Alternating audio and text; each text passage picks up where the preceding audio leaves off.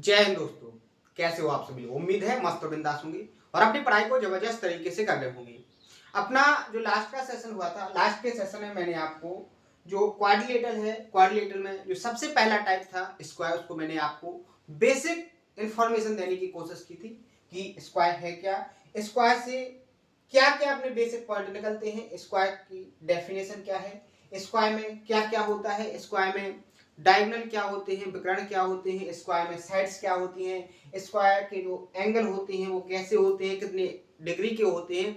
हर एक basic concept को मैंने आपको बहुत अच्छे से समझाने की कोशिश की थी।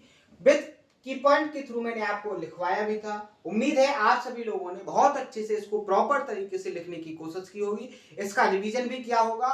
और जो मैंने एक इंपॉर्टेंट कॉन्सेप्ट आपको बताया था, जो इंपॉर्टेंट कॉन्सेप्ट बताया था, इस इंपॉर्टेंट कॉन्सेप्ट को आपने प्रॉपर तरीके से कंप्लीट करने की कोशिश की होगी। क्योंकि आपको पता है कि मैंने जब जब भी आपसे कहा है कि ये कॉन्सेप्ट इंपॉर्टेंट है, तो आप उसको ऐसे कंप्लीट किया करो कि एग्जाम में आपको ये मिलना ही है। क्योंकि मैंने आपसे कहा है कि इंपॉर्टेंट है, तो इसका मतलब ये है कि एग्जाम में इसका वेटेज सबसे ज्यादा है। लास्ट में जो एग्जाम्स हुए हैं उनमें जो देखा गया है कि कॉन्सेप्ट से क्वेश्चन ज्यादातर कौन कौन से ऐसे कॉन्सेप्ट हैं जिनसे क्वेश्चन ज्यादातर क्रिएट होते हैं, तो उनको अपन क्या करते हैं, इंपॉर्टेंट करके मार्क कर लेते हैं, जिनको अपन मल्टीपल टाइम ज्यादा रिवीजन कर लेते हैं कि अगर अपने एग्जाम में आएगा तो अपन देखते ही इसको क्या कर लेंगे, सॉल्व कर लेंगे। ठीक है, इसलिए कॉन्सेप्टों को मार्क करना जरूरी होता है कि कौन कौन से ऐसे कॉन्सेप्ट हैं जिन पर मल्टीपल टाइम क्वेश्चन क्रिएट किए जा रहे हैं हर एक एग्जाम में, चाहे आप किसी भी एग्जाम की तैयारी क्यों ना कर रहे हो। तो मैं आपको जितना इंपॉर्टेंट कॉन्सेप्ट होता है उतने आसान तरीके से और बिल्कुल बेसिक से एडवांस लेवल तक समझाने की कोशिश करता हूं, क्योंकि उस पर कोई भी एक ऐसा टाइप ना छूट जाए जो एग्जामिनर क्वेश्चन क्रिएट कर दे और अपन को वो कॉन्सेप्ट पता ना हो। तो हर एक तरीके से हर एक की पॉइंट को एक्सप्लेन करके उसके प्रूफ को बहुत अच्छे से समझा के डायग्राम के द्वारा आपको समझा के हर एक तरीके से कॉन्सेप्ट को कंप्लीट करता हूं। जैसे मैंने एक जो कॉन्सेप्ट आपको बताया था कि एक स्क्वायर होगा, स्क्वायर के अंदर आपका एक सर्कल बनेगा, तो उसको अपन इन सर्कल बोलेंगे। इन सर्कल है क्या, बेसिकली इसकी जो डेफिनेशन है वो अपन ट्रायंगल के बारे में बहुत अच्छे से कंप्लीट कर चुके हैं, क्योंकि उसमें अपन ने 4 सेंटर्स के बारे में डिस्कस किया था। चारों सेंटर्स को अपन ने बहुत अच्छे से समझा था। उसमें अपन ने जो पढ़ा था वो इन सेंटर सरकम सेंटर को प्रॉपर तरीके से समझा था, इससे जो भी रिलेटेड कॉन्सेप्ट होते हैं उनको भी बहुत अच्छे से कंप्लीट किया था। क्वेश्चनों की बहुत ज्यादा प्रैक्टिस भी की थी। तो अब यहाँ पर आपका एक क्वेश्चन नहीं बनना चाहिए कि इन सर्कल है क्या। इन सर्कल का आपकी जो डेफिनेशन है वो बहुत अच्छे से कंप्लीट हो जानी चाहिए। तो मैंने आपसे कहा था कि अगर आप स्क्वायर के अंदर एक सर्कल बनाते हो तो वो कहलाता है स्क्वायर का इन सर्कल। इन सर्कल से क्या क्या कॉन्सेप्ट बन सकते हैं, इन सर्कल की जो रेडियस है वो कैसे आप फाइंड करोगे अगर आपको स्क्वायर की साइड दी जाएगी। तो मैंने आपको दोनों कॉन्सेप्ट बताए थे कि इन सर्कल और सरकम सर्कल, दोनों सर्कल की आप रेडियस को फाइंड कर सकते हो अगर आपको स्क्वायर की साइड दी गई हो। और मैंने आपको बताया था कि जो इन सर्कल है और सरकम सर्कल है, जो इन सर्कल है और सरकम सर्कल है, इन दोनों के एरिया का रेशियो भी आप बहुत आसान तरीके से निकाल सकते हो। मैंने आपको निकाल के भी बताया था, हर एक तरीके से समझाया भी था। अगर कोई नया हो तो वो लास्ट के सेशन को देखेगा, उसको बहुत अच्छे से समझेगा, फिर यहां से वो कंटिन्यू करेगा। क्योंकि अपना जो सिलेबस है, सिलेबस में जो सबसे टफेस्ट और सबसे बड़ा जो टॉपिक होता है वो ज्योमेट्री होता है। ज्योमेट्री को मैंने सबसे पहले आपको कंप्लीट करवाने की कोशिश की है, क्योंकि आपके अंदर का जो डर है, जो भय है कि मैथ बहुत कठिन है, जब आपका टफेस्ट टॉपिक सबसे पहले हो जाएगा उसके बाद जो टॉपिक होंगे वो इजी होंगे, तो आप ये मान के चलो कि जब आप कठिन वाले टॉपिक को बहुत आसान तरीके से समझ लोगे तो आसान टॉपिक को तो आप बहुत नॉर्मल तरीके से कंप्लीट कर लोगे और आपकी प्रैक्टिस इतनी ज्यादा हो जाएगी कि आपको जैसे ही क्वेश्चन दिखाई देगा आप क्वेश्चन के सॉल्यूशन पर अपना टिक करोगे। ठीक है, तो मैंने सबसे टफ टॉपिक ज्योमेट्री को उठाया था, ज्योमेट्री को बिल्कुल बेसिक से कंप्लीट करवाया। ज्योमेट्री में आपको जो पढ़ना होता है, ज्योमेट्री में जो आपको पढ़ना होता है वो क्या पढ़ना होता है, ज्योमेट्री में आपको 3 टाइप में डिवाइड कर दिया जाता है। ज्योमेट्री को जैसे ही आप स्टार्ट करोगे तो आपको 3 टाइप्स में डिवाइड कर दिया जाएगा। सबसे पहले तो आपको जो क्वेश्चन के जो कॉन्सेप्ट होते हैं वो ट्रायंगल से रिलेटेड होते हैं। किससे रिलेटेड होते हैं, ट्रायंगल से रिलेटेड होते हैं। पहला जो टाइप बनता है ज्योमेट्री में वो बनता है ट्रायंगल से रिलेटेड। इसके बाद आपका बनता है दूसरा जो टाइप होता है वो क्वाड्रिलेटरल से रिलेटेड बनता है।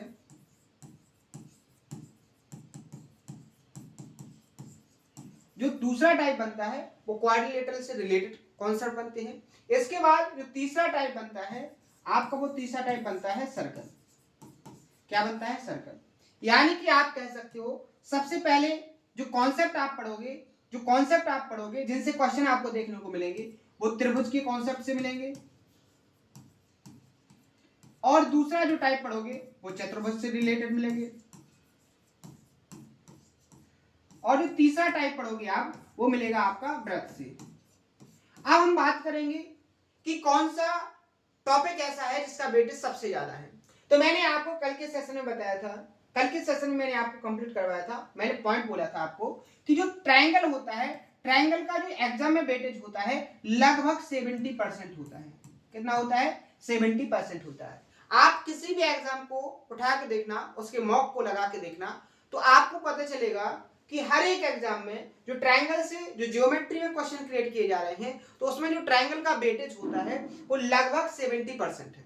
कितना है? लगभग 70% है। यानी कि 70% जो क्वेश्चन क्रिएट हो रहे हैं जियोमेट्री में वो केवल ट्रायंगल से रिलेटेड क्वेश्चन क्रिएट होते हैं। इसके बाद जो आगे जैसे ही बढ़ोगे तो जो 5% क्वेश्चन क्रिएट होते हैं वो होते हैं किससे? आपके क्वाड्रिलेटरल में। किससे रिलेटेड होते हैं? क्वाड्रिलेटरल में। आगे जो आपके 25% बचा है वेटेज वो होता है आपका सर्कल का। किससे का होता है? सर्कल का। ठीक है, तो आप यहां पर देखोगे ट्रायंगल के अंदर आपको ट्रायंगल के टाइप्स पढ़ने होते हैं, ट्रायंगल से रिलेटेड कौन कौन से स्पेशल कॉन्सेप्ट होते हैं, कैसे कैसे मिसलेनियस कॉन्सेप्ट बनते हैं, वो सारे के सारे कॉन्सेप्ट अपने किसके अंदर आएंगे? ट्रायंगल से। लेकिन वो रिलेटेड रहेंगे हमेशा ट्रायंगल से। जैसे आपने इंसेंटर पढ़ा वो भी ट्रायंगल से रिलेटेड पढ़ा, आपने सर्कमसेंटर पढ़ा वो भी ट्रायंगल से रिलेटेड पढ़ा, आपने ऑर्थो सेंटर पढ़ा, आपने बहुत सारे ऐसे सेंटर्स पढ़े, 4 सेंटर्स के एक्सो सेंटर्स के बारे में भी पढ़ा है। ठीक है, आपने स्पेशल करके राइट एंगल ट्रायंगल को पढ़ा है, आपने आइसोसेलेस ट्रायंगल को पढ़ा है, आपने इक्विलेटरल ट्रायंगल को लेके पढ़ा है। आप देखोगे जो ट्रायंगल से रिलेटेड कॉन्सेप्ट होंगे वो लगभग 70% के वेटेज से होते हैं। तो अपना जो ट्रायंगल का कॉन्सेप्ट था वो कंप्लीटली फिनिश हो गया है। लास्ट पहले वाला जो सेशन था उसमें मैंने आपको ट्रायंगल को पूरी तरीके से फिनिश करवाया था, हर एक कॉन्सेप्ट को समझाया था, हर एक की पॉइंट को मैंने एक्सप्लेन किया था विद प्रूफ के साथ, हर एक डायग्राम से मैंने आपको समझाया था, उस पर क्वेश्चनों की प्रैक्टिस भी आपको बहुत अच्छे से करवाई थी। ठीक है, हर एक एग्जाम का मैंने बताया था कि ये एसएससी सीजीएल में आया है, ये सीडीएस में आया है, सीपीओ में आया है, हर एक क्वेश्चन को मैंने हाईलाइट करके बताया था कि ऐसे क्वेश्चन इस एग्जाम में क्रिएट होते हैं। उम्मीद है आपको बहुत अच्छे से जो एक प्रॉपर एक एग्जामिनर का वे होता है जिससे वो क्वेश्चन को क्रिएट करता है, जो उसकी अप्रोच होती है वो अप्रोच आपको बहुत अच्छे से समझ में आई होगी। यही अप्रोच आपको बहुत अच्छे से डेवलप करनी है। जितने अच्छे से आपके अंदर डेवलप हो जाएगी उतने फास्ट तरीके से आप एग्जाम को क्रैक कर लोगे।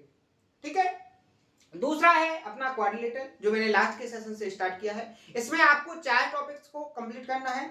पहले तो आपको वर्ग को कंप्लीट करना है, उसके बाद आयत को कंप्लीट करना है, उसके बाद समांतर चतुर्भुज को, और उसके बाद समलंब चतुर्भुज को। यानी कि 4 चतुर्भुज के बारे में आपको प्रॉपर तरीके से हर एक कॉन्सेप्ट को समझना है, जिसमें अपन ने स्टार्ट कर दिया है स्क्वायर। क्लियर है? स्क्वायर को आज ही खत्म कर लेंगे अपन, हर एक टाइप को भी खत्म करेंगे, और हर एक टाइप के क्वेश्चन कैसे आए गए हैं एग्जाम में और आगे कैसे आ सकते हैं उन क्वेश्चनों को भी बहुत अच्छे से प्रैक्टिस करेंगे। क्लियर है? आगे देखो, इसके जैसे ही अपना ये फिनिश होगा, ये लगभग 3 से 4 सेशन के अंदर अपना फिनिश हो जाएगा। उसके बाद जो अपना नेक्स्ट टॉपिक चलेगा वो चलेगा अपना सर्कल, और सर्कल लगभग आपके 10 से 12 सेशन होंगे, 10 से 12 सेशन होंगे। और इन 10 से 12 सेशन में जो सर्कल है, सर्कल का जो वेटेज है 25% है। इसमें जितनी भी थ्योरम्स हैं, जितने भी की पॉइंट्स हैं, जितने भी डायग्राम हैं, हर एक डायग्राम, हर एक की पॉइंट, हर एक कॉन्सेप्ट को प्रॉपर तरीके से मैं आपको कंप्लीट करूंगा। आपको इतने आसान तरीके से सर्कल को कंप्लीट करवा दूंगा कि आप क्वेश्चन को देखोगे, आपको पेन उठाने की जरूरत नहीं पड़ेगी, आप क्वेश्चन को सॉल्व कर दोगे विदाउट पेन और पेपर। आपको ना तो पेपर की जरूरत पड़ेगी ना पेन की जरूरत पड़ेगी, आपको कुछ लिखने की जरूरत नहीं पड़ेगी। सर्कल की कॉन्सेप्ट इस तरीके से मैं आपको कंप्लीट करवाने वाला हूं। ठीक है, तो शानदार सिलेबस होने वाला है, बस आप मेहनत से पढ़ते रहिएगा, बहुत अच्छे तरीके से आप अपने सिलेबस को कंप्लीट करिएगा, क्योंकि आपको एक सिलेक्शन लेना है। आपको क्या करना है? आपको एक सिलेक्शन लेना है, और सिलेक्शन के लिए जो जरूरत हो वो पूरी तरीके से आपका कंप्लीट होना चाहिए। समझे? क्योंकि आपको एक्स्ट्रा चीजें पढ़ने के लिए नहीं बोला जा रहा है, आपको जो सिलेक्शन के लिए जरूरी है, जो सिलेक्शन के लिए इंपॉर्टेंट है, वो सब का सब आपको बहुत अच्छे से कंप्लीट करना है। अब वो कंप्लीट कैसे होगा, आपको पूरी तरीके से पहले उस कॉन्सेप्ट को समझना है, जो एग्जाम में पूछा जाना है उसको बहुत अच्छे से समझना है, उस पर रिवीजन करना है, उसका प्रैक्टिस करना है, उस पर जो क्वेश्चन लास्ट के एग्जाम्स में पूछे गए हैं उन सभी क्वेश्चनों को मल्टीपल टाइम क्या करना है, प्रैक्टिस करना है। इतना सा काम है, मेहनत इतनी ही करनी है, आपका सिलेक्शन 100% हो जाएगा। ठीक है, तो ये स्क्वायर वाला जो कॉन्सेप्ट था, इसका जो बेसिक था, वो उम्मीद है आप लोगों ने प्रॉपर तरीके से इसको नोट कर लिया होगा, इसका रिवीजन भी किया होगा। आज मैं इस पर जो क्वेश्चन पूछे गए हैं एग्जाम में उन क्वेश्चनों को प्रैक्टिस करूंगा। तो मैंने आपको देखो ये क्वेश्चन भी लास्ट के सेशन में कंप्लीट करवाया था, क्योंकि आपको वो नॉलेज होना चाहिए कि एग्जामिनर क्वेश्चन को क्रिएट कैसे करता है और आपको उसकी क्वेश्चन के अंदर की कॉन्सेप्ट को कैसे ऑब्जर्व करना है, और जो ऑब्जर्व करने के बाद जो उस क्वेश्चन के अंदर डाटा को सेट किया गया है उसको कैसे कैलकुलेट करके अपन को आंसर को निकालना है। क्योंकि आपको पता है जो क्वेश्चन होते हैं, अगर आपको बहुत ज्यादा टाइम दे दिया जाए, जैसे मान लीजिए आपको एक पेपर दे दिया जाए और आपसे बोला जाए इसको 24 घंटे में सॉल्व करना है, क्या बोल दिया जाए, 24 घंटे में आपको सॉल्व करना है, आपको कुछ भी प्रैक्टिस में नहीं है, आपको कुछ भी रिवीजन में नहीं है, लेकिन जब आपको पर्याप्त टाइम दिया जाएगा, आपके अनुसार टाइम दिया जाएगा, तो आप ये मान के चलिए कि आप उसमें से 95% क्वेश्चन को सॉल्व कर लोगे। क्या कर लोगे, 95% क्वेश्चन को सॉल्व कर लोगे। लेकिन इन्हीं क्वेश्चनों को अगर आपको 60 मिनट के अंदर सॉल्व करना हो, क्या करना हो, 60 मिनट्स के अंदर सॉल्व करना हो, तब आपकी कंडीशन ये बनेगी कि आप इसमें से अगर आपने रिवीजन नहीं किया है, आपने प्रैक्टिस नहीं किया है, आपने कोई कॉन्सेप्ट कंप्लीट नहीं किया है, तो आप इन क्वेश्चनों में से जो आपको 100 क्वेश्चन दिए जाएंगे उनमें से केवल 20 से 25 क्वेश्चन ही सॉल्व कर पाओगे। क्या कर पाओगे, 20 से 25 क्वेश्चन ही सॉल्व कर पाओगे, वो भी मैक्सिमम क्वेश्चन हो गए अगर आपका रिवीजन नहीं है, आपकी प्रैक्टिस नहीं है, आपने जो क्वेश्चन जो कॉन्सेप्ट है उन पर क्वेश्चनों की प्रैक्टिस नहीं की है, तो आप इतने ही क्वेश्चन कर पाओगे। ये बहुत क्लियर बात है आपके लिए, ठीक है। लेकिन अगर आपने प्रैक्टिस कर ली है, आपने बहुत अच्छे से हर एक कॉन्सेप्ट का रिवीजन कर लिया है, जो आपके एग्जाम में आना है वो हर एक तरह से आपका कंप्लीट है, तो आप इन 60 मिनट के अंदर जो 100 क्वेश्चन है इसमें से आप 40 मिनट के अंदर 80 प्लस क्वेश्चन सॉल्व कर लोगे। तो ये फर्क है आपका प्रैक्टिस करने और प्रैक्टिस ना करने से। क्लियर है, यहां तक कोई प्रॉब्लम? मैंने जो आपको समझाया है कि आपको कैसे पढ़ना है, वो सारा का सारा आपके माइंड के अंदर बहुत अच्छे से सेट हो जाना चाहिए, क्योंकि आप तभी बहुत अच्छे से पढ़ सकते हो जब आपको वो तरीके पता हो, वो आपको मैनर्स पता हो, वो आपको अप्रोच पता हो कि आपको आखिरकार कैसे पढ़ना है और कितना पढ़ना है, तभी आपका सिलेक्शन होगा। जैसे आपको दे दिया जाए कि आपको यहां से वहां तक जाना है, तो आप कैसे कैसे जाना है, जैसे एग्जाम्पल के थ्रू समझो। जैसे दो पॉइंट हैं, अगर आपको कोई बहुत अच्छे से गाइड कर रहा है तो आपको वो बोलेगा कि अगर आपको ए पॉइंट से बी पॉइंट पर जाना है तो आपको सीधा चलना है, अगर आपको ए से बी पॉइंट पर जाना है तो आपको सीधे चलना है। और अगर आपके पास कोई गाइड नहीं है और आपसे बोला जाए कि आप ए से बी पॉइंट पर जाओ, तो आप पता नहीं कैसे कैसे जाओगे, आपका जो माइंड बोलेगा आप उस तरीके से अपने आप को ए से बी पॉइंट पर पहुंचाओगे, और हो सकता है कि आपको ए से बी पॉइंट तक पहुंचने में पता नहीं कितना टाइम लग जाएगा। ए से बी पॉइंट पर पहुंचने के लिए अनेकों रास्ते हैं, तो आपको शॉर्टेस्ट रास्ते को फॉलो करना है, जिससे आपका जो मंजिल है वो कम से कम टाइम में मिल जाए। क्लियर है, समझ में आ गया? अब बढ़ते हैं अपन अपने क्वेश्चनों पर। ठीक है, कहां पर बढ़ते हैं, क्वेश्चनों पर। बहुत शानदार तरीके से स्क्वायर से रिलेटेड क्वेश्चन क्रिएट किए जाते हैं।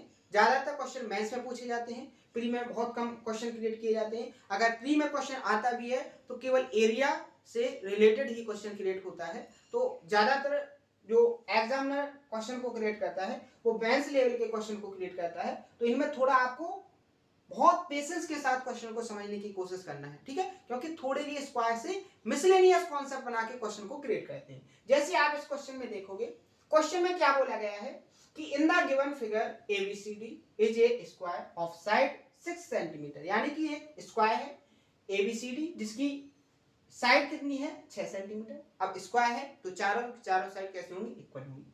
आगे जैसे ही आप पढ़ोगे, what is the value of radius of circle, ये जो सर्कल बनाया गया है इस सर्कल की आपको रेडियस को फाइंड करना है। यानी कि सेंटर से सरकमफ्रेंस तक की डिस्टेंस को आपको फाइंड करना है। क्लियर है? आपको यहां पर जो स्क्वायर की साइड दी गई है वो कितनी दी गई है? 6 सेंटीमीटर। तो आप यहां पर बताइए कि यहां पर आपको दो डायग्राम को मिसलेनियस बनाकर एक क्वेश्चन क्रिएट किया गया है। इस क्वेश्चन में पूछा गया है आपको इस सर्कल की क्या रेडियस, क्या पूछा गया है? रेडियस।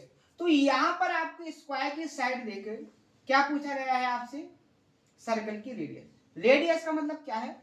यहां पर आप देखोगे इस पॉइंट से, ये सेंटर है सर्कल का, इस सेंटर से इस पॉइंट तक की, ओ से लेके पी पॉइंट तक की जो डिस्टेंस है ये आपकी क्या हो जाएगी? रेडियस, यानी कि स्मॉल आर। अब आप आगे देखोगे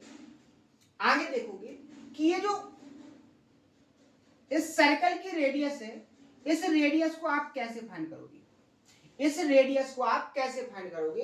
तो मैंने आपको जब क्वेश्चन प्रैक्टिस करवाए थे तो मैंने एक कॉन्सेप्ट आपको बोला था और उस पर मैंने क्वेश्चन की प्रैक्टिस भी करवाई थी कि जब भी आपको एक ऐसा डायग्राम दिया जाए जहां राइट एंगल बन रहा हो, जब भी आपको एक ऐसा डायग्राम मिले जहां पर आपको राइट एंगल बन रहा हो, तो आपको वहां पर उस राइट एंगल का यूज करना ही होगा, तभी आपका आंसर निकलेगा।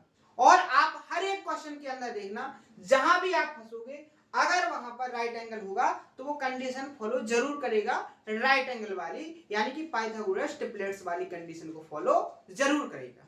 क्लियर है? ये मैंने आपको कॉन्सेप्ट बहुत अच्छे से बताया है। आपको कैसे लगेगी और कहां पर लगेगी उसको अपन को देखना है।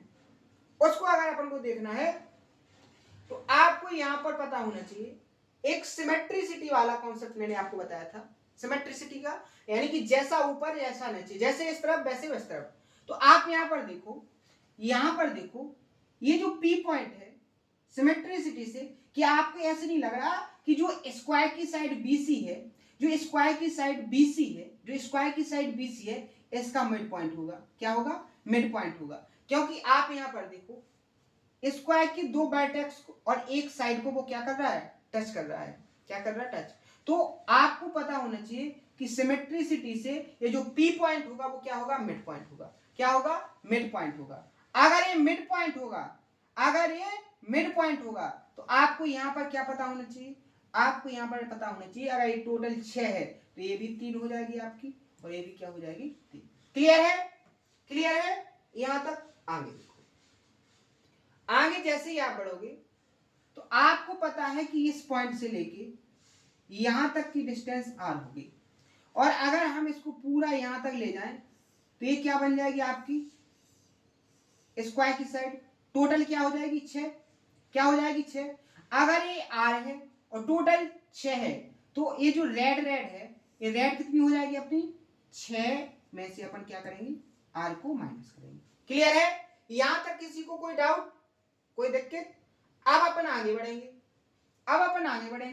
तो यहां पर देखो, ये वर्टेक्स से यहां तक की जो डिस्टेंस होगी, इस वर्टेक्स से यहां तक की जो डिस्टेंस होगी, वो अपनी क्या हो जाएगी? रेडियस, सर्कल की रेडियस हो जाएगी कि नहीं हो जाएगी? अब आप यहां देखो, अगर ये 3 है तो सेम यहां पर भी डी से इस पॉइंट तक की जो डिस्टेंस होगी वो भी तो क्या होगी? 3 होगी कि नहीं होगी? अगर ये 90 डिग्री का है तो ये भी क्या है? 90 डिग्री का, क्योंकि ये भी क्या है? एक तरीके से स्क्वायर की साइड के पैरेलल है। क्या है? स्क्वायर की साइड के पैरेलल है। क्लियर हो गया यहां तक? कोई डाउट? बहुत आसान तरीके से समझना। लॉजिक देखो आप, एग्जामिनर कैसे क्रिएट करता है और क्वेश्चन को कैसे आपसे पूछता है, इसका कोई प्रॉपर कॉन्सेप्ट नहीं बताया गया है, लेकिन आप ऑब्जर्व कर सकते हो। आपको इतना पढ़ा दिया गया है, आपको इतने कॉन्सेप्ट कंप्लीट करवा दिए गए हैं, आपको इतने क्वेश्चन प्रैक्टिस करवा दिए गए हैं कि ऐसे क्वेश्चन क्रिएट करने पर भी आप अपने माइंड को बहुत अच्छे से यूज करके क्वेश्चन को बहुत कम टाइम के अंदर सॉल्व कर सकते हो। मैंने आपसे पहले भी बोला है, ये जो क्वेश्चन होते हैं ये मैथ्स लेवल के क्वेश्चन होते हैं, इनमें थोड़ा आपको माइंड लगाना पड़ेगा। ये सीधे क्वेश्चन आपके सॉल्व नहीं होंगे। और अगर आपको माइंड लगाना पड़ेगा तो थोड़ा बहुत आपको टाइम जरूर लगेगा। क्लियर है? यहां पर आप देखो ये राइट एंगल ट्रायंगल बन गया, ये आपका राइट एंगल ट्रायंगल बन गया। इसमें क्या लगाएंगे अपन? पाइथागोरस प्रमेय। tan का स्क्वायर यानी स्मॉल r का स्क्वायर आर स्क्वायर किसके बराबर हो जाएगा आपका? 3 का स्क्वायर 9 प्लस 6 माइनस आर का स्क्वायर क्या हो जाएगा? देखो 6 माइनस आर का होल स्क्वायर। क्लियर है? तो 6 का स्क्वायर 36 प्लस आर का square r square minus 2ab 6 दूनी 12 आर। यही हो जाएगा कि नहीं हो जाएगा? आगे आप देखोगे इसको सॉल्व करोगे, जब अपना आर स्क्वायर इस तरफ जाएगा तो आर स्क्वायर से आर स्क्वायर कैंसिल, 12 आर इस तरफ आएंगे तो प्लस के हो जाएंगे तो 12 आर, 36 और 9 कितने हो जाएंगे अपने? 45। आर की वैल्यू फाइंड करोगे तो 45/12, 3 से डिवाइड करोगे तो 15 और क्या हो जाएगा? 4। 15 को जब 4 से डिवाइड करोगे तो 4 दिया 12, 3 बचेगा, 4 7 28 और 4 पंचे 20। क्या आएगा आपका आंसर? 3.75, यानी कि ऑप्शन नंबर बी आपका क्या हो जाएगा यहाँ पर करेक्ट आंसर। क्लियर है? कॉन्सेप्ट से आपको क्वेश्चन कैसे सॉल्व करना है उम्मीद है बहुत अच्छे से समझ में आ गया होगा। आप उस अप्रोच को समझो कि आप क्वेश्चन को कैसे पकड़ोगे, आप डायग्राम में डाटा को कैसे सेट करोगे, आप से जो क्वेश्चन में पूछा गया है उसको फाइंड करने के तरीके आपके पास क्या क्या हो सकते हैं। ठीक है? तो मैंने आपको सबसे आसान तरीका बताया है जो विद इन टाइम के अंदर आपसे हो सकता है, और एग्जाम हॉल में जब आप करोगे तो इसमें इतने बड़े क्वेश्चन में आपको 20 से 25 सेकंड ही लगेंगे। ठीक है? 20 से 25 सेकंड ही लगेंगे, इससे ज्यादा आपका टाइम नहीं लगेगा। लेकिन कब? जब ऐसे क्वेश्चन को आप पहले से प्रैक्टिस करके जाओगे। क्लियर है? आगे बढ़े। बहुत मजेदार क्वेश्चन मैं आपको आज सॉल्व करवाने वाला हूं, बहुत शानदार तरीके से। आज मैं आपको पूरा का पूरा सेशन इतने टफेस्ट क्वेश्चन बहुत आसान तरीके से आपको कंप्लीट करूंगा। यहां पर देखो क्वेश्चन में क्या बोला गया है कि 1 centimetre square 1 centimetre square are cut from the 4 corners of a 5 centimetre square, यानी कि एक 5 सेंटीमीटर स्क्वायर 5 सेंटीमीटर साइड का एक बड़ा स्क्वायर है जिसके चारों कोनों से क्या 1 सेंटीमीटर स्क्वायर के कट निकाले गए हैं। ठीक है? आगे देखो, then what is the area of the largest square that can be fitted, यानी कि जो आप स्क्वायर के अंदर से जो कोनों से आपने स्क्वायर निकाल लिए हैं 1 सेंटीमीटर के, अब जो आपके पास बचा है रिमेनिंग वाला स्पेस, जो रिमेनिंग स्पेस बचा है उसमें लार्जेस्ट स्क्वायर आपको क्या करना है? सेट करना है, फिट करना है। तो वो कैसे फिट होगा और उसका एरिया क्या होगा? देखो एग्जामिनर ने जो क्वेश्चन क्रिएट किया है वो कैसे किया है, ध्यान से देखना। डायग्राम को बहुत आसान तरीके से बनाना सिखाऊंगा, आप बहुत अच्छे से बनाना सीखिएगा, क्योंकि डायग्राम आपका सही बनेगा तभी आप क्वेश्चन को आसान तरीके से सॉल्व कर पाओगे। क्लियर है? यहां उसने बोला है कि एक बड़ा वाला स्क्वायर बनाया गया है, ये हो गया आपका स्क्वायर। इस स्क्वायर में जो 4 कोने हैं, चारों कोनों से आपने क्या कर लिया है? यहां से एक सेंटीमीटर के क्या निकाल लिए हैं? चारों कोनों से कट लगा दिए इस तरीके से। देखो एक हो गया, इतने ही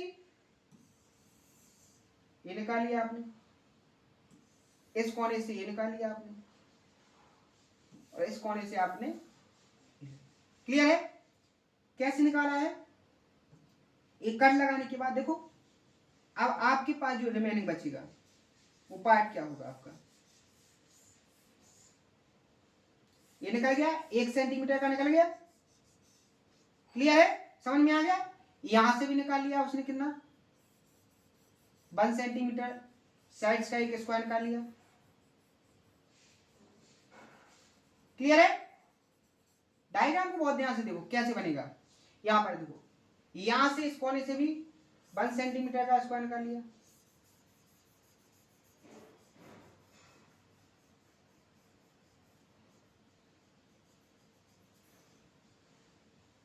ठीक है? यहां से भी निकाल लिया, ये निकल गया। यानी कि एक जो स्क्वायर था आपका 5 सेंटीमीटर साइड वाला, उससे आपने क्या किया? 1 सेंटीमीटर के चारों कोनों से स्क्वायर निकालिए।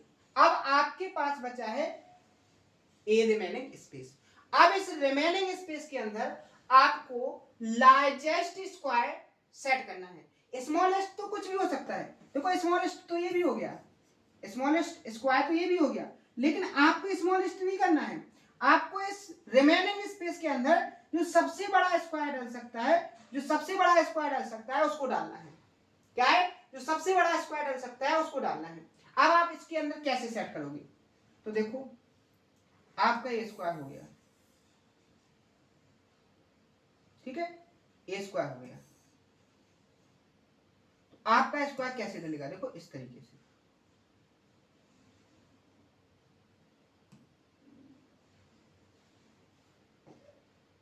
समझने की कोशिश करना है आपको कि डायग्राम आखिरकार कैसे बनेगा, ठीक है।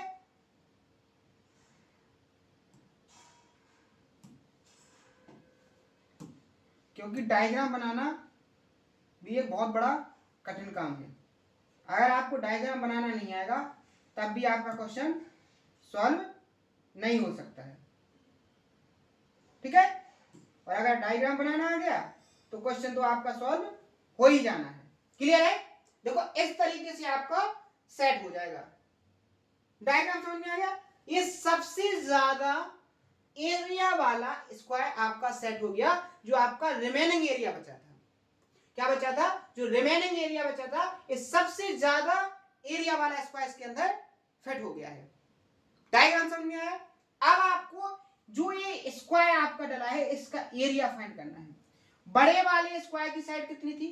5 सेंटीमीटर। 1 सेंटीमीटर का आपने यहां से निकाल लिया, 1 सेंटीमीटर का यहां से निकाल लिया, तो ये यहां से लेके यहां तक की ये जो डिस्टेंस है वो कितनी बची आपकी? 3 बची कि नहीं बची? क्लियर है? ये भी आपकी क्या हो जाएगी? 1। क्लियर है? क्लियर है? ध्यान से देखना। अब आपको इसका एरिया फाइंड करना है, तो देखो कैसे फाइंड होगा। आप क्या काम करो, आप क्या काम करो, यहां पर देखो, अगर आप यहां से इसको मिला दो, ये मिला दिया, यहां से इसको मिला दो, इसको यहां से मिला दो और इसको यहां से मिला दो, ठीक है। तो यहां पर भी देखो ये जो आपका ये बन गया, ये भी क्या बन गया? एक स्क्वायर। और इस स्क्वायर की साइड क्या आ जाएगी? अगर ये 3 है तो ये भी 3, ये भी 3 और ये भी 3 और ये भी 3, यानी कि एक स्क्वायर का एरिया। और क्या बन रहा?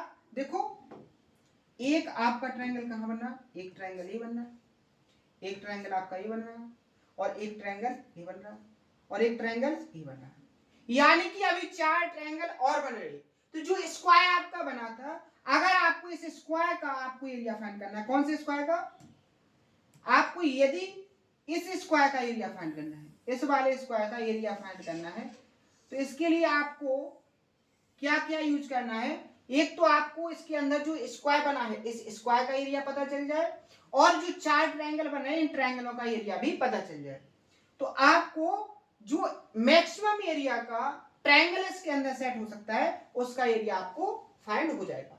तो यहां पर जो स्क्वायर बना है, इस स्क्वायर का एरिया, 3 साइड वाले स्क्वायर का एरिया क्या हो जाएगा? स्क्वायर का एरिया क्या होता है? साइड का स्क्वायर, 3 का स्क्वायर क्या हो जाएगा? 9। क्लियर है? अब इस ट्रायंगल का एरिया क्या होगा आपको पता होना चाहिए। जो 4 ट्रायंगल बने ये इक्वल एरिया के चारों ट्रायंगल होंगे। कैसे होंगे? इक्वल एरिया के चारों ट्रायंगल होंगे। यहां पर देखो, अगर आप देखोगे ये कितना है? 1, तो यहां से लेके ये भी तो कितना होगा? 1 होगा कि नहीं होगा? आप बताओ, अगर ये आपका 3 वाली साइड बेस बन जाए तो इस बेस पर ये आपकी इस ट्रायंगल की हाइट नहीं हो जाएगी? ध्यान समझो, अगर ये आपका 3 बेस बन गया तो इस 3 बेस वाले पर ये ट्रायंगल की हाइट नहीं हो जाएगी? और अगर आपको बेस पता चल गया और हाइट पता चल गई तो उस ट्रायंगल का एरिया क्या होता है? 1/2 बेस इंटू हाइट, एक ट्रायंगल का एरिया आ गया। लेकिन आपके पास है कितने? 4, तो इसमें किससे मल्टीप्लाई कर दो? 4 से। तो 2 से 4 को डिवाइड करोगे 2, 3 दूनी 6, यानी एरिया कितना निकल के आ गया आपका? चारों जो ट्रायंगल बन रहे इन चारों ट्रायंगल का जो एरिया आ जाएगा वो कितना आ जाएगा? 6। तो आप इसमें 6 को ऐड कर दोगे तो 9 और 6 कितना हो जाएगा आपका? 15। कितना हो जाएगा? 15। तो आपका जो मैक्सिमम एरिया का जो स्क्वायर्स के अंदर सेट किया गया है उसका जो एरिया है वो कितना होगा?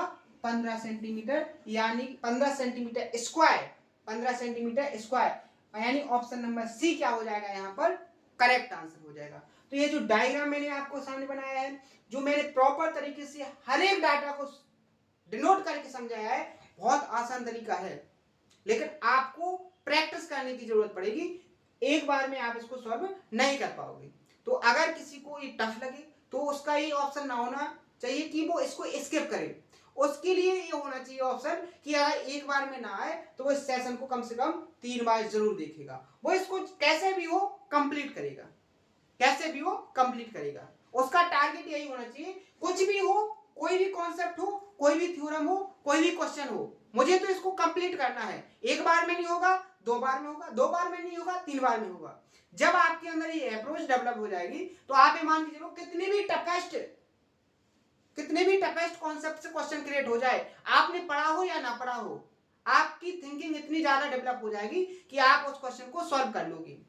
लेकिन कब? जब आपके माइंड के अंदर वो सेट हो जाए कि मुझे कुछ भी हो कंप्लीट करना है, कुछ भी हो, कितने भी टफेस्ट क्वेश्चन हो, कितने भी टफेस्ट कॉन्सेप्ट हो, कोई भी डायग्राम कैसे भी हो, आप उसको कंप्लीट करोगे। जैसे आप देखो यहाँ पर जब आपने क्वेश्चन को पढ़ा था तो केवल आपको 30% समझ में केवल डायग्राम आया होगा कि स्क्वायर बनना है, आपको कैसे बनेगा वो आपने थिंकिंग के अंदर डेवलप नहीं हुआ होगा। लेकिन जैसे ही आप करते गए, आगे क्वेश्चन को रीड करते गए, पढ़ते गए, रीड करते गए और करते गए, तो इस तरीके से आपने देखा कि आपका आंसर आपके सामने आ गया।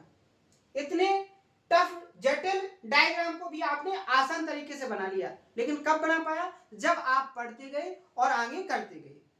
समझे? तो ऐसे आपको करना है। ठीक है, समझ में आ गया? आगे बोलो।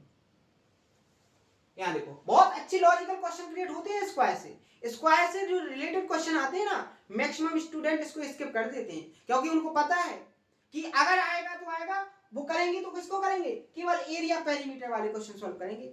लेकिन एरिया पेरीमीटर वाले क्वेश्चन तो इसके सामने जीरो है। क्या है? जीरो। अगर आपने इनको कर लिया तो एरिया और पेरीमीटर तो वो कैसे भी पूछ ले आप उसको सॉल्व कर लोगे, कैसे भी डाटा दे दे आप उसको सॉल्व कर लोगे। लेकिन क्या पेरीमीटर तक क्वेश्चन प्रैक्टिस करने वाला स्टूडेंट ऐसे क्वेश्चन को सॉल्व कर पाएगा? अभी आप इस क्वेश्चन को देखो कैसे उसने क्रिएट किया था। उसने कहा है कि square whose side is 2 centimetre has its corner cuts away so as to form an octagon with all sides equal. यानी कि उसने बोला है कि एक जो स्क्वायर है, स्क्वायर की जितनी भी साइड्स हैं उनकी जो लेंथ है वो कितनी है? 2 सेंटीमीटर। इसके जो कॉर्नर्स हैं उनको कट करके एक क्या बनाया गया है? ऑक्टागन बनाया गया है, जो कैसा है? इक्वल साइड वाला है। कैसा है? इक्वल साइड वाला है, यानी कि जो ऑक्टागन की जो साइड्स हैं वो कैसी है? इक्वल है।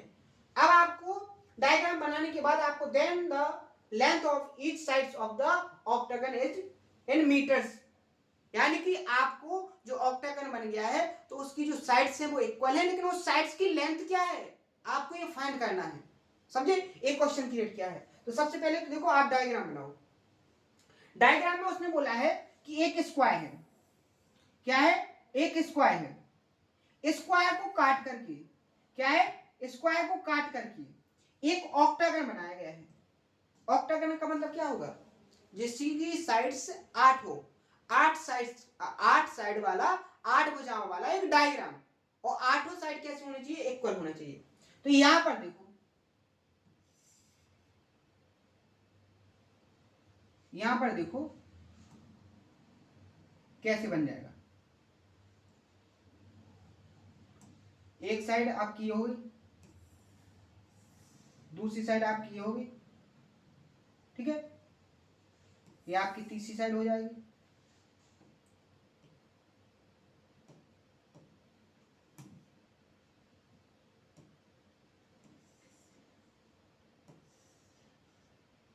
देखो इस तरीके से, ठीक है?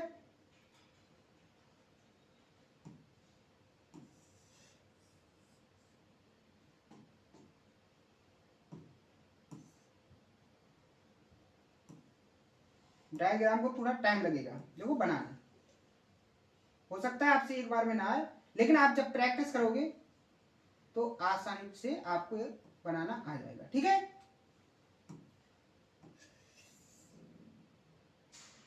एक साइड आपकी,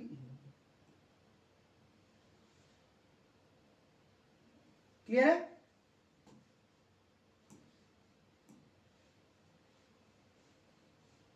इस तरीके से।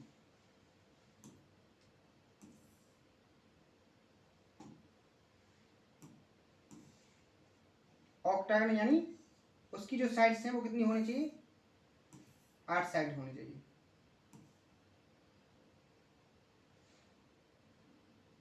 और 8 की 8 साइड जो होंगी वो कैसी होंगी, इक्वल होंगी।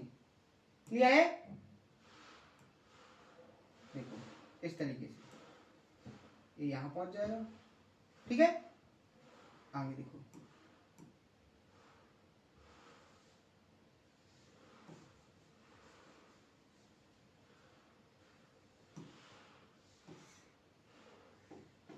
बस जो ध्यान रखना है, जो आपको क्वेश्चन में बोला गया है ना, बस आपको तो उस पर फोकस करना है कि आपको जो क्वेश्चन में बोला गया है उससे बाहर नहीं जाना है, आपके सॉल्यूशन निकल आएंगे। ठीक है, और ये आपको थोड़ा टाइम लगेगा, अभी स्टार्टिंग में आपसे नहीं बन पाएगा। ठीक है, क्योंकि स्टार्टिंग में आप करना सीख रहे हो। ठीक है, स्टार्टिंग में आप करना सीख रहे हो तो आपको थोड़ा टाइम तो लगेगा। ठीक है, उसके लिए आपको परेशान होने की जरूरत नहीं है, फर्स्ट बार में किसी से नहीं होता है। ठीक है, फर्स्ट टाइम में किसी से नहीं होता है उतना बेस्ट, हो जाता है किसी किसी से, लेकिन सभी से नहीं होता है। ठीक है, डायग्राम को समझने की कोशिश करना है।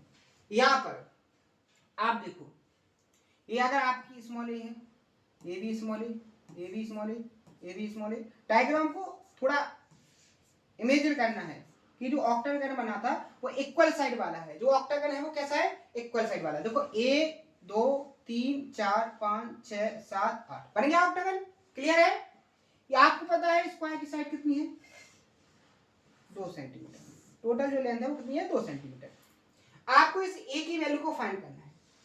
एक कॉन्सेप्ट आपको पता होना चाहिए कि जो इक्वल, जो सम इवन साइड्स से जो डायग्राम बनता है उनका जो एक्सटीरियर एंगल होता है उसकी वैल्यू क्या होती है, जो एक्सटीरियर एंगल बनता है उसकी वैल्यू क्या होती है, 360/n। n क्या है, जो डायग्राम बनाया गया है इक्वल साइड वाला, उन डायग्राम में जो साइड्स हैं उन साइड्स की वैल्यू क्या बोलेंगे अपन, n। जैसे आप यहां पर देखो, इस ऑक्टागन के लिए इस साइड के लिए क्या हो जाएगा, एक्सटीरियर एंगल, इस साइड के लिए क्या हो जाएगा आपका एक्सटीरियर एंगल। तो इस एक्सटीरियर एंगल की वैल्यू क्या होगी, तो यहाँ पर जो n की वैल्यू हो जाएगी वो कितनी हो जाएगी आपकी 8। तो 8 का जब आप 360 को डिवाइड करोगे तो कितना आ जाएगा, 45 डिग्री। कितना आ जाएगा, 45 डिग्री। यानी जो एक्सटीरियर एंगल होंगे वो कितने होंगे, 45। ये भी 45 डिग्री का, ये भी 45 डिग्री का, सभी जगह जो एक्सटीरियर एंगल बनेंगे वो 45 डिग्री के बनेंगे। क्लियर है, यहाँ पर ये भी 45 डिग्री का, ये भी 45 डिग्री। क्लियर है, अब आपको मैंने एक डायग्राम बताया था। डायग्राम क्या, कि जब भी एक ऐसा राइट एंगल बने कि दो एंगल 45 के हो और एक 90 का हो, यही तो बनना। ये आपका 90 हो गया और दो 45, तो देखो 45 और 90। ये क्वेश्चन कौन कर पाएगा, जिसने अभी तक जो जियोमेट्री में पढ़ा है वो पूरा का पूरा उसको याद होगा, वही ऐसे क्वेश्चन को एंजॉय कर रहा होगा। नहीं तो जिसने नहीं पढ़ा है वो इसको क्या बोरियत फील कर रहा होगा, लेकिन जिसने पढ़ा है वो इसको एंजॉय फील कर रहा होगा। इतना तो डिफरेंस है। क्लियर है, यहाँ देखो तो इन साइड्स का रेशियो क्या होता है, 1:√2, यानी 90 के सामने √2 होगा, लेकिन 90 के सामने है क्या, a, यानी कि √2 की वैल्यू क्या है, a। तो 1 यूनिट की वैल्यू क्या आ जाएगी, a/√2। यानी कि यहाँ पर देखो 45 डिग्री के सामने क्या जो साइड्स होगी वो यहाँ पर क्या हो जाएगी, यहाँ पर ये होगा a/√2 और ये भी क्या हो जाएगी आपकी a/√2, और ये तो आपकी ये है पहले से ऑलरेडी। तो आप यहाँ पर देखो, आपका सॉल्यूशन हो गया। यहाँ देखो टोटल ये जो लेंथ है वो 2 है, स्क्वायर की साइड है क्या 2, तो यहाँ पर देखो a + a√2 + a√2, इसकी जो वैल्यू है वो 2 है। क्या है, 2 है। यहाँ पर देखो a प्लस, इसको अगर आप ऐड करोगे तो क्या हो जाएगा, देखो 2a/√2, √2 से 2 को कितने बार, √2 बार कैंसिल हो जाएगा, तो क्या हो जाएगा √2a। इसकी वैल्यू क्या है 2, यहाँ से a कॉमन आएगा तो क्या हो जाएगा a = 2/√2 क्या हो जाएगा, यहाँ से ये कॉमन होगा, देखो a प्लस रूट टू ए में से a कॉमन लेंगे तो क्या हो जाएगा 1 प्लस रूट टू बचेगा कि नहीं बचेगा, और जो a उसके नीचे पहुंच जाएगा तो यहाँ क्या आ जाएगा 1 प्लस रूट टू। यानी ऑप्शन नंबर क्या हो जाएगा, ऑप्शन नंबर बी आपका क्या हो जाएगा यहाँ पर करेक्ट आंसर, 2/√2+1। यानी कि आपका जो ऑक्टागन है, जो ऑक्टागन की जो साइड है वो क्या है आपका 2/√2+1। यहाँ पर वो क्या पूछ सकता था, यहाँ पर ऑक्टागन का पेरीमीटर भी पूछ सकता था, तो आपको केवल क्या करना था, इसमें 8 से मल्टीप्लाई करते तो इसका पेरीमीटर हो जाता, क्योंकि आपको 8 साइड को जोड़ना था, तो वो जुड़ के कितना आ जाता आपका 16/√2+1। क्लियर है। देखो क्वेश्चन समझ में आया, एग्जामिनर कैसे कैसे क्रिएट करता है वो सारी अप्रोच आपको डेवलप होनी चाहिए। तो यहाँ पर जिसको ये पता होगा कि ऑक्टागन है क्या, ऑक्टागन की साइड्स क्या है, कंडीशन क्या है, जिसने इसको समझ लिया वो ऐसे क्वेश्चन को नॉर्मल तरीके से सॉल्व कर लेगा। क्लियर है, समझ में आ गया। आगे बढ़े, एक क्वेश्चन और सॉल्व करेंगे। पहले इसका कॉन्सेप्ट समझो, पहले इसका कॉन्सेप्ट समझो। कॉन्सेप्ट क्या है, आपको क्या करना है, बहुत इंपॉर्टेंट कॉन्सेप्ट है, ध्यान से समझना। अगर आपको एक स्क्वायर दिया है, आपको दिया है एक स्क्वायर, क्या दिया है एक स्क्वायर, स्क्वायर के अंदर कहीं पर भी एनी पॉइंट ले लो, कोई भी पॉइंट ले लो, जैसे मैंने यहां ले लिया, स्क्वायर के अंदर कहीं पर भी कोई भी पॉइंट ले लो, स्क्वायर के अंदर कहीं पर भी कोई भी पॉइंट ले लो, और इस पॉइंट से अगर आप क्या करो, इस स्क्वायर की मिड पॉइंटों को मिला दो, जैसे यहां पर इसको मिला दिया,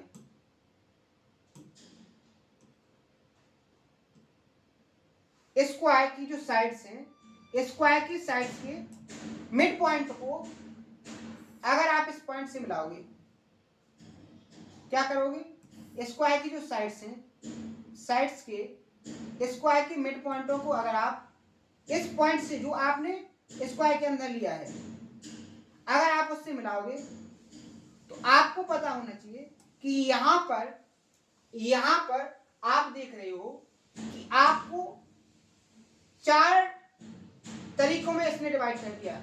ये आपका ए पार्ट हो गया, ये अगर आपका बी पार्ट हो गया, ये आपका सी पार्ट हो गया, ये आपका डी पार्ट हो गया। तो यहाँ पर जो कॉन्सेप्ट बनता है, वो कॉन्सेप्ट क्या बनता है कि जो एरिया ए प्लस सी का होगा, वही एरिया आपका बी प्लस डी का होगा, ध्यान से समझना, बहुत इंपॉर्टेंट कॉन्सेप्ट है। मैंने क्या बोला, मान लीजिए इसका एरिया 4 है, इसका एरिया 2 है, और इसका एरिया 5 है। तो अगर मैं आपसे पूछूं कि ए का एरिया क्या होगा, ए पार्ट का एरिया क्या होगा, तो आपको पता होनी 4 और 2 6, ठीक है। तो ए और सी का एरिया भी क्या होगा 6, अगर सी का 5 है तो ए का क्या आ जाएगा, यहाँ पर 1 आ जाएगा। समझ में आया। अब कैसे हुआ ये, उसको समझो। मैंने आपको ये तो कॉन्सेप्ट पढ़ाया है कि अगर कोई ट्रायंगल है, अगर आप इसकी मीडियन निकालते हो, तो इसका एरिया भी 1 होगा और इसका भी एरिया, यानी इक्वल टू एरिया में डिवाइड करेगा इस ट्रायंगल को। इसी तरीके से आप देखो, यहां पर देखो, आपने इस पॉइंट को मिला दिया,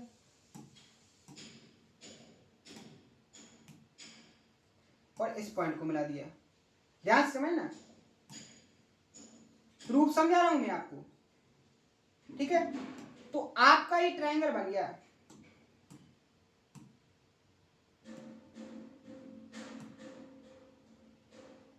आपका क्या बन गया, ये ट्रायंगल बन गया।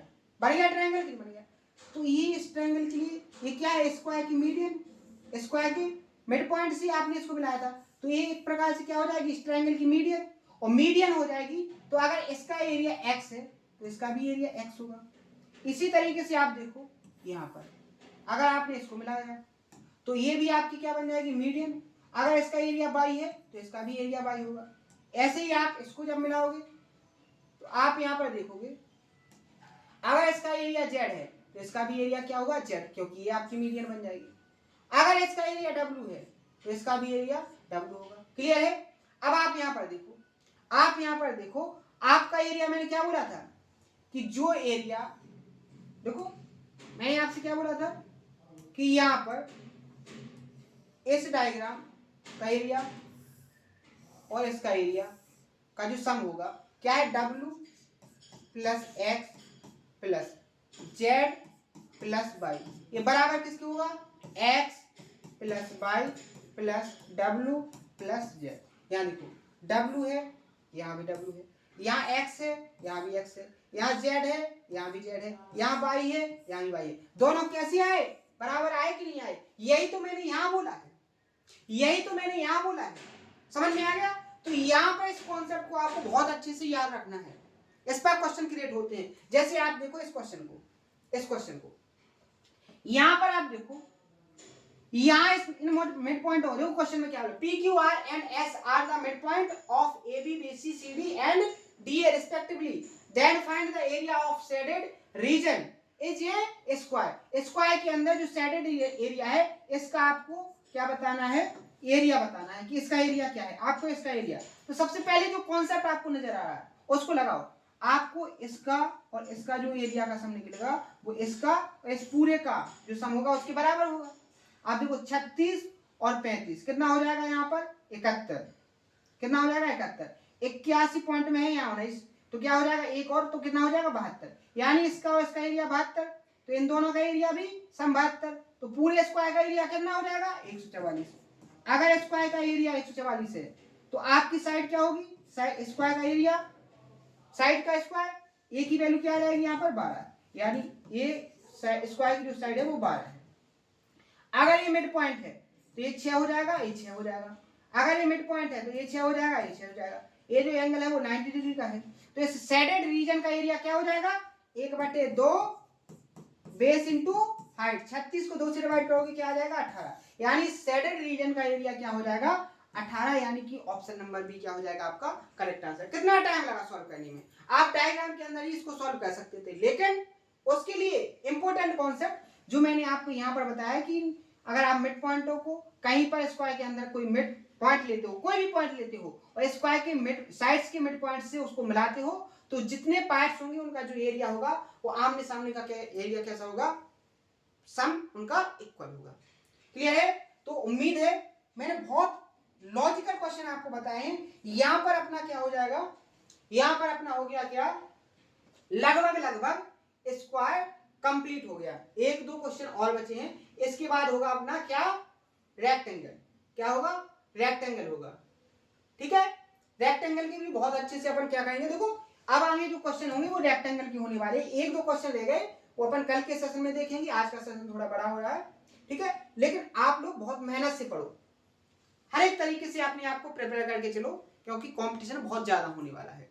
हर एक एग्जाम में देख लो, आप किसी भी एग्जाम में देखोगे बहुत ज्यादा मेहनत कर रहा है स्टूडेंट, क्योंकि आप देख लो हर एक इंसान अब सक्सेस होने की दौड़ में है, हर एक इंसान सफल होना चाहता है।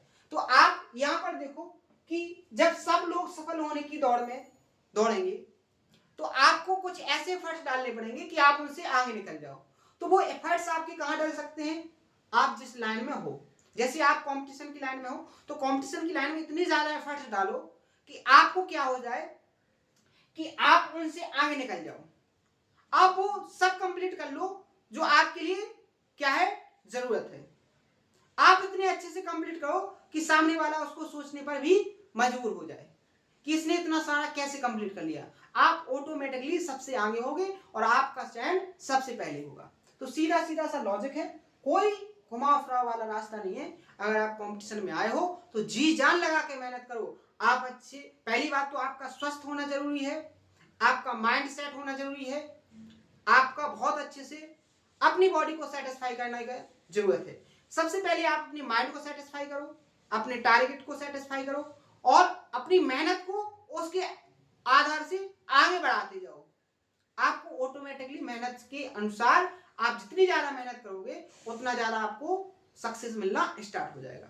वैसे वैसे आप मोटिवेट होते जाओगे और आगे की मंजिलों को आप पाते जाओगे। सीधा सा लॉजिक है, आसान तरीका है, बस आपको केवल एक चीज की जरूरत है, वो है अपने आप को मेहनत में ढालने की। और आप जब मेहनत करते रहोगे ऑटोमेटिक आपको सफलता मिल जाएगी, उसमें कोई दो राय नहीं है। ठीक है, तो मेहनत कीजिएगा, शानदार तरीके से पढ़िएगा। आप किसी भी कंडीशन में हो, आपके सामने प्रॉब्लम्स कोई भी हो, आपके सामने कंडीशन कुछ भी हो, बस आपका टारगेट होना चाहिए मेहनत, और मेहनत पॉजिटिव डायरेक्शन में होना चाहिए। कभी अपने आप को डिमोटिवेट नहीं करना है। प्रॉब्लम इतनी ज्यादा आती है, इतनी ज्यादा प्रॉब्लम आती है कि आपको कभी कभी तो ऐसा लगेगा कि ये सब कैसा है, बेकार है। लेकिन आप समस्याओं को ना देखो, मेहनत करो, सफलता आपको मिलनी है। आप जितनी ज्यादा प्रॉब्लम, जितनी ज्यादा समस्याओं को, अपने आप को उसको आगे बढ़ाओगे समस्याओं में, आप उतने ज्यादा मजबूत बन रहे हो, आप उतनी बड़ी सफलता को पाने लायक बन रहे हो। ठीक है, तो उम्मीद है आपको बहुत अच्छे से समझ में आया होगा। हर एक कॉन्सेप्ट को, हर एक क्वेश्चन को बहुत अच्छे से कंप्लीट करना है। आज के सेशन में अगर कोई डाउट हो तो उसको कमेंट बॉक्स में बताना है, हर एक डाउट को सॉल्व किया जाएगा। आज के सेशन में इतना ही, मिलते हैं नेक्स्ट सेशन में। थैंक यू, धन्यवाद।